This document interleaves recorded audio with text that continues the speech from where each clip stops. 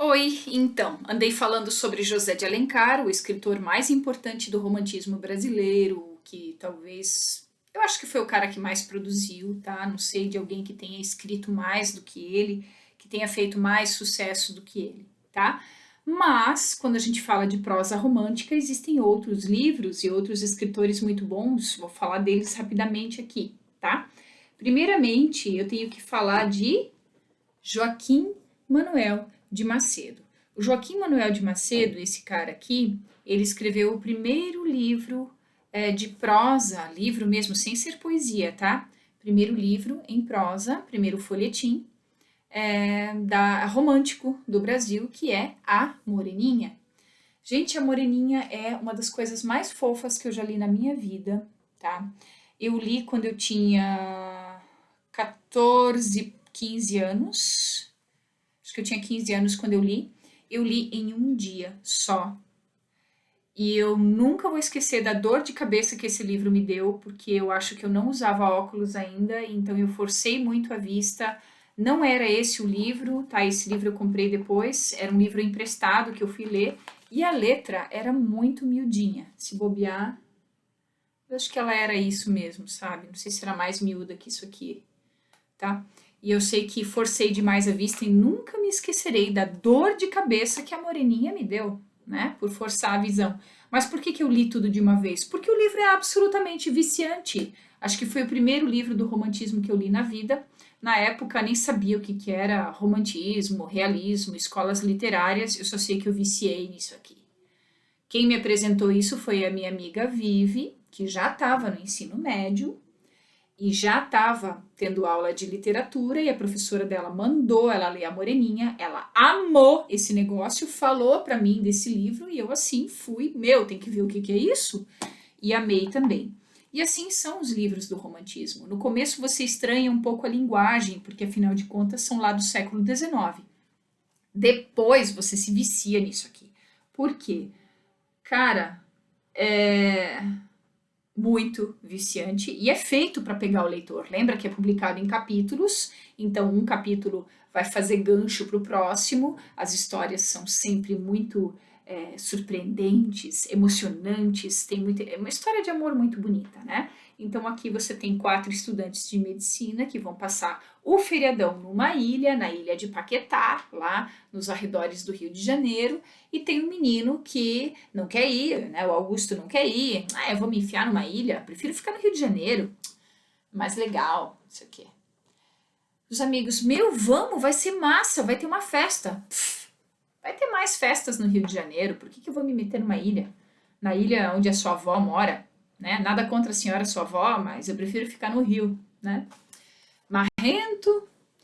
Aí os meninos falam pra ele, os colegas, né, o Leopoldo, o Fabrício e o Felipe falam assim, cara, mas assim, vai ter um monte de garota bonita, vai ter um baile. Ele, no Rio de Janeiro vai ter muito mais baile, com muito mais garota bonita, entendeu? E aquilo irrita já o Felipe, e o Felipe assim, pois eu aposto que você vai nesse baile e vai acabar se apaixonando por uma garota lá nesse baile. E ele, pois eu aposto que não. Então vamos escrever essa aposta. E eles escrevem a aposta. Leopoldo e Fabrício assinam como testemunhas. E o Augusto vai para o raio do baile, lá naquela ilha, no raio que o parta. Não é tão longe assim, é a ilha de Paquetá.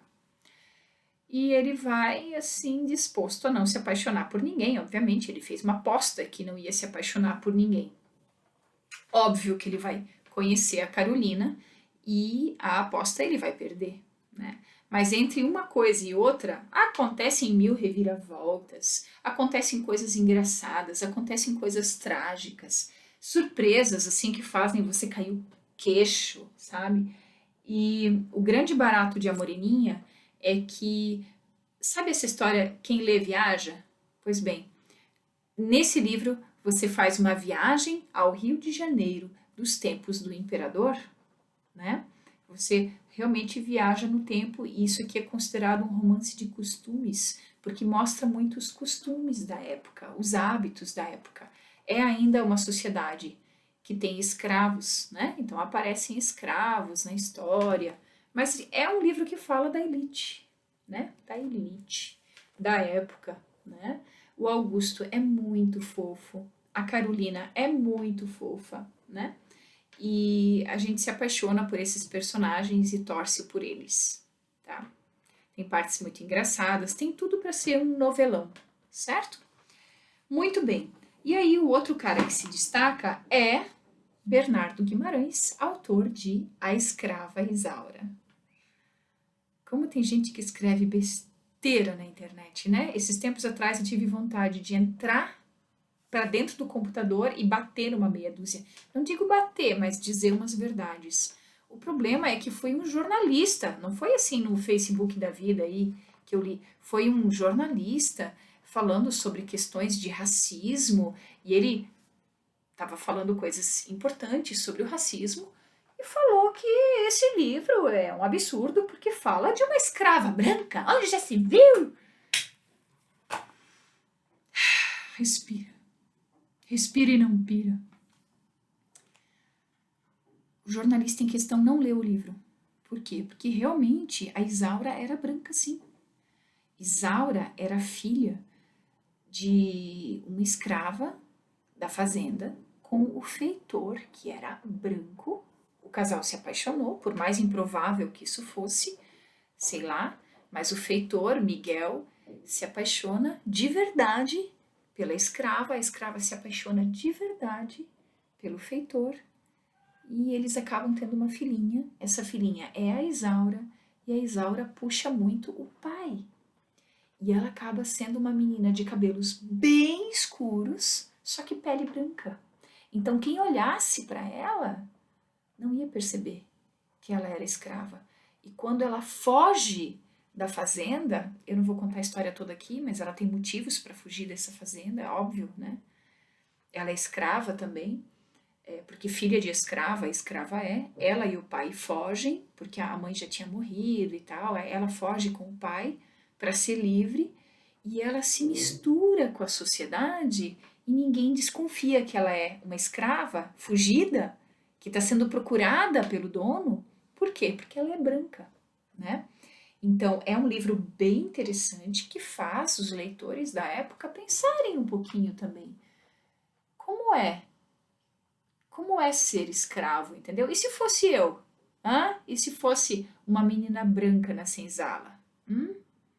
É um livro abolicionista? O jornalista estava falando besteira. A ideia era, sim, que a Isaura fosse uma escrava branca. Bem por aí. É um livro muito legal, tá? E que virou novela da Globo, fez um sucesso estrondoso na década de 80. Depois a Record regravou, fez outro sucesso estrondoso. E essa novela foi vendida para muitos países, né?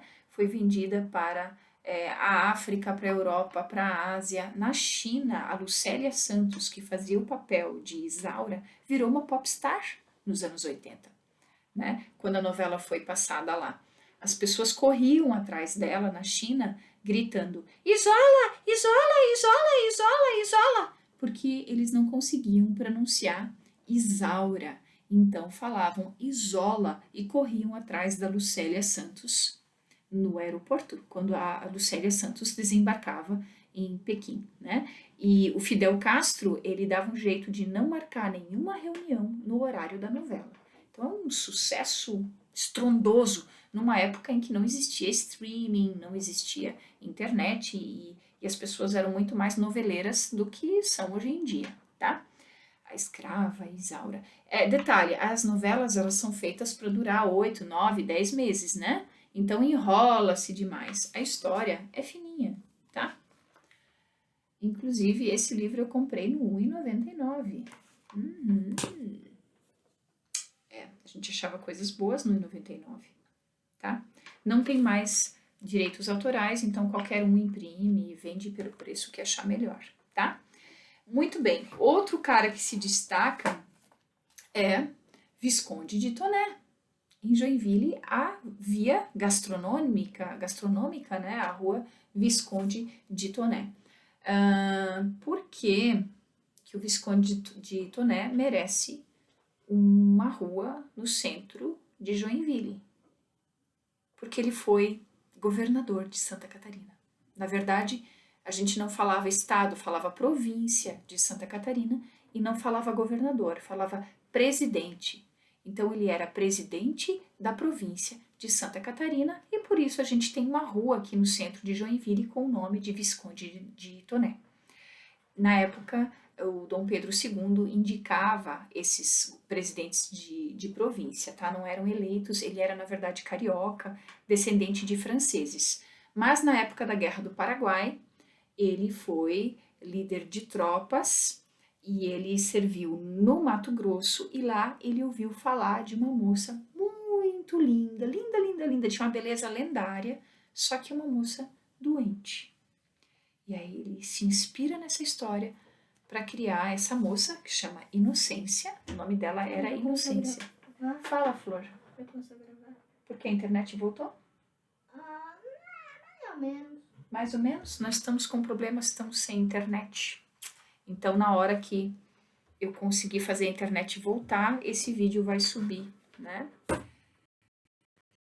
Reza para subir, né?